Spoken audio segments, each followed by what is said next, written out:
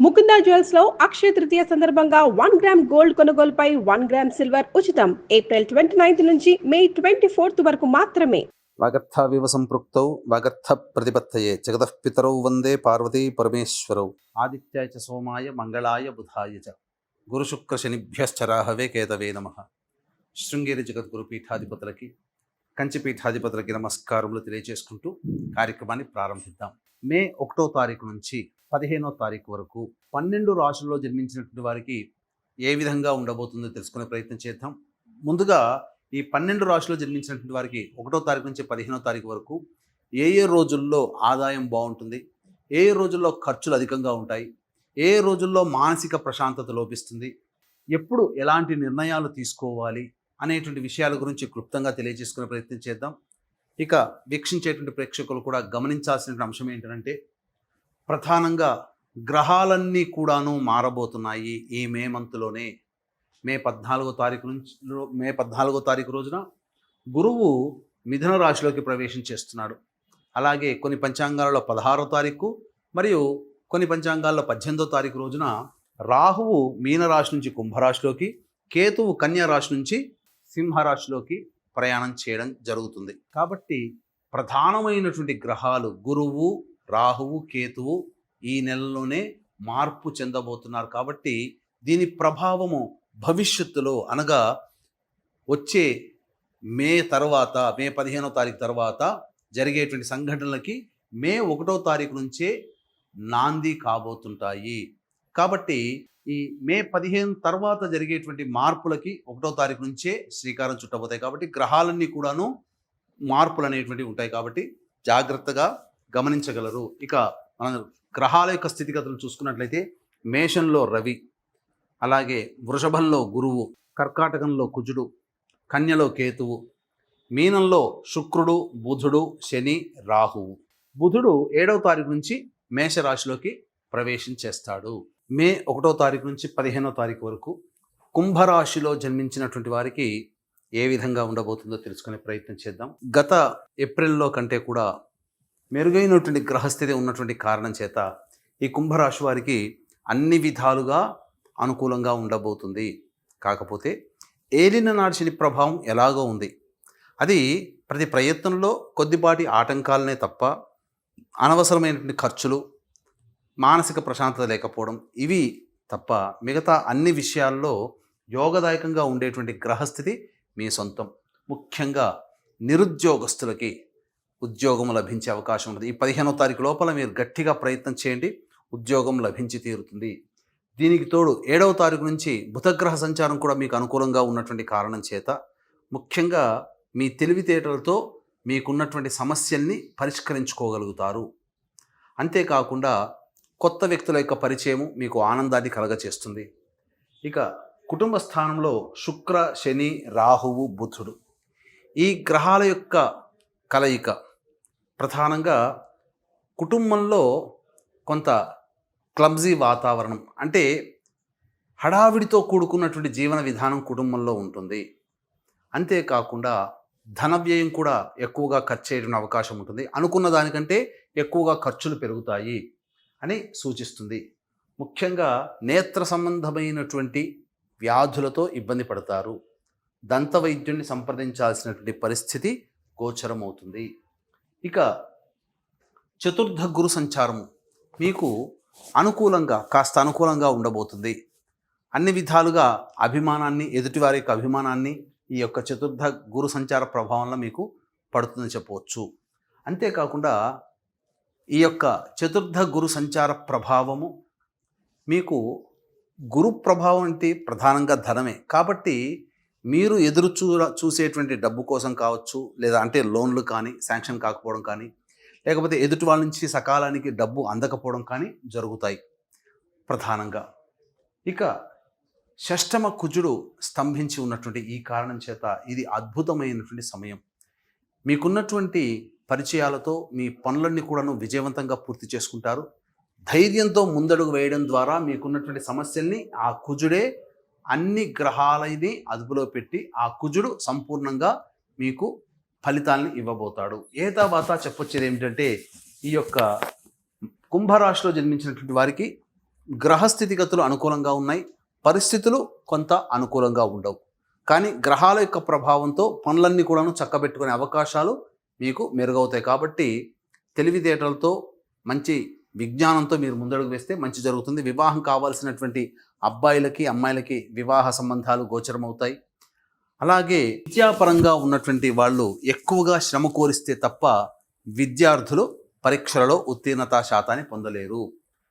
అంతేకాకుండా ప్రధానంగా ఎదుటి వాళ్లతో మీరు ఏవైనా కానీ పనులు చక్కబెట్టుకోవాలనే ప్రయత్నం చేస్తున్నప్పుడు కొంత ఇబ్బందికర పరిస్థితులు, ఎదుటి వాళ్లతో వాగ్వివాదాలు జరుగుతాయి.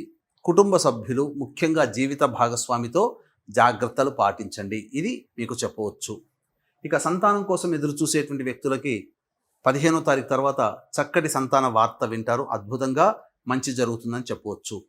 ఇక వీక్షించేటువంటి ప్రేక్షకులకి మహావైశాఖి అంటే మే 12వ తారీఖు రోజున వైశాఖ పౌర్ణమి. ఇది పితృదేవత కార్యక్రమాన్ని చేసుకొని పితృదేవతల యొక్క అనుగ్రహం ద్వారా భూలోకంలో ఉన్నటువంటి మానవులకి సమస్యలు తీర్చుకోవడానికి అనుకూలమైనటువంటి సమయము.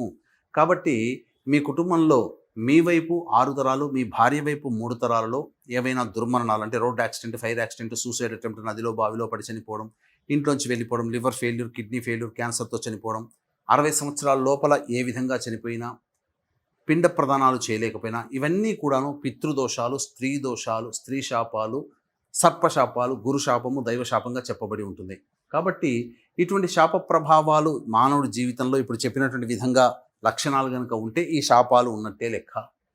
కాబట్టి ఈ శాప ప్రభావం వలన మానవుడు కుటుంబంలో సంతోషంగా గడపలేకపోవడం, అన్ని విధాలుగా ధనం ఖర్చు అయిపోతూ ఉండడం, ఉద్యోగం లేకపోవడం, వ్యాపారంలో నష్టం, పెళ్ళిళ్ళు కుటుంబ సభ్యుల్లో కాకపోవడము, దాంపత్యం అనుకూలంగా లేకపోవడం, సంతానం కలగకపోవడం, ఒకటా రెండా ప్రతిదీ మానవుడు ఏది బాధపడే సంఘటన ఉన్నా ఆ సంఘటనలకి మూల కారణం ఈ స్త్రీ శాప, గురుశాప, దైవశాప, సర్పశాప, పితృశాపాలు. కాబట్టి మహావైశాఖి అన్ని రకాల శాపాలని నివృత్తి చేసుకునే మార్గము ఆ పూజాది కార్యక్రమాలు జరిపించుకోవడం మరియు సముద్ర స్నానం చేయడం ద్వారా అనే విషయాన్ని గమనించుకోండి. అయితే ప్రస్తుతం ఉన్నటువంటి ఈ కలియుగంలో ప్రతి వృత్తి, ఉద్యోగము, వ్యాపారంలో మంచి చెడు ఉన్నట్టుగానే ఈ పూజాది కార్యక్రమాల్లో కూడా ఆ విధంగా మంచి చెడు అనేటువంటిది ఉన్నది.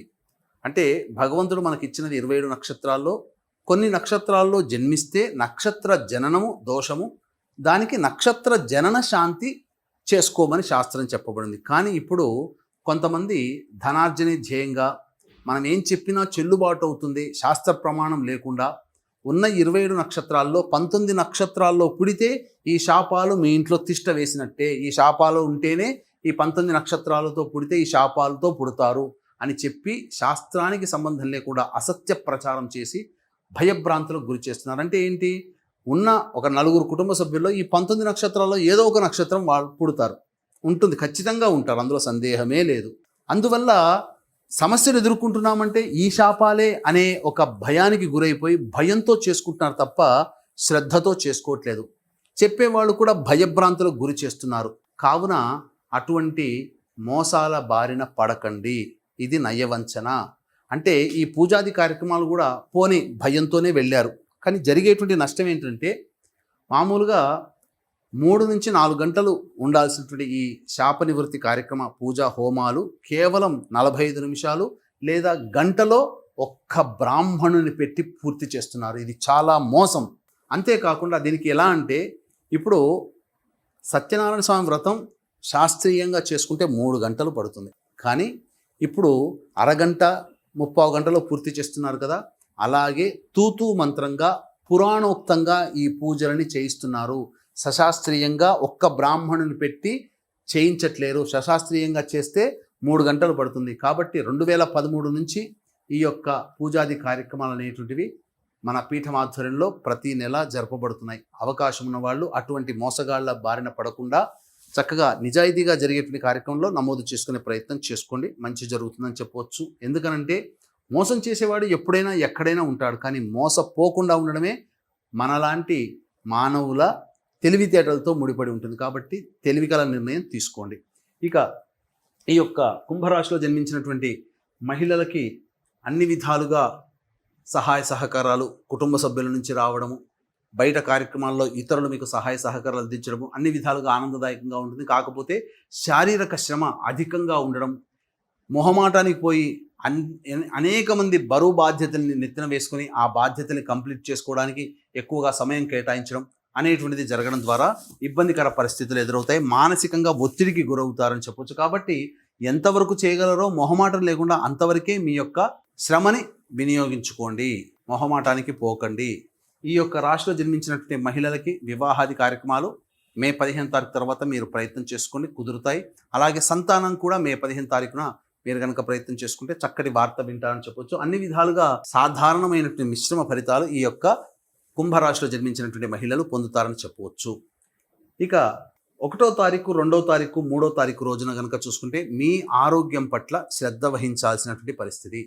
ముఖ్యంగా వృధా కాలయాపన జరుగుతుంది, ఏ పని ముందుకు సాగకుండా ఉంటుంది, అనవసరమైనటువంటి ఆలోచనలతోనే ఎక్కువగా కాలం గడుపుతారు అని చెప్పవచ్చు. 4, 5, 6, 7 తేదీల్లో కనుక చూసుకున్నట్లయితే రాని బాకీలు వసూలవుతాయి, అన్ని విధాలుగా ఆనందదాయకంగా ఉంటారు. మీ ఖర్చులకి అలాగే సమస్యలకి మించినటువంటి ఆదాయం లభించడం ద్వారా అన్ని సమస్యల్ని పరిష్కరించుకోగలుగుతారు. ఎన్నాళ్ళ నుంచో ఎదురు చూస్తున్నటువంటి డబ్బులు కానీ లోన్లు కానీ శాంక్షన్ అవుతాయని చెప్పవచ్చు. ఇక 8, 9, 10 తారీఖుల్లో కనుక చూసుకుంటే మానసికమైనటువంటి ప్రశాంతత లోపిస్తుంది, వృధా కాలయాపన చేస్తారు, ఒక జిగ్జాగ్ లాగా ఉంటుంది, ఏ పని చేయాలన్నా సంతృప్తిగా ఉండదు. అన్నిటికంటే మించి మీకు ధనము అధికంగా ఖర్చు అయ్యే అవకాశాలు గోచరమవుతున్నాయి. 11, 12 తేదీలో కనుక చూసుకుంటే సంతానం మూలకంగా విభేదాలు, ఖర్చులు, సమస్యలు పెరుగుతాయి. అలాగే మీరు దూర ప్రాంతాల నుంచి కొంత చెడు వార్తలు వినాల్సినటువంటి పరిస్థితి గోచరమవుతుందని చెప్పవచ్చు. ఇక 13, 14, 15 తారీఖులో కనుక చూసుకుంటే చేస్తున్నట్టు వృత్తి, ఉద్యోగ, వ్యాపారాల్లో ప్రోత్సాహకరంగా ఉంటుంది. అందరి సలహాలు తీసుకోవడం, అందరి సహాయాలు పొందడం ద్వారా మీకున్నటువంటి సమస్యల్ని పరిష్కరించుకోగలుగుతారు. ధనాదాయం కూడా చక్కగా ఉంటుంది.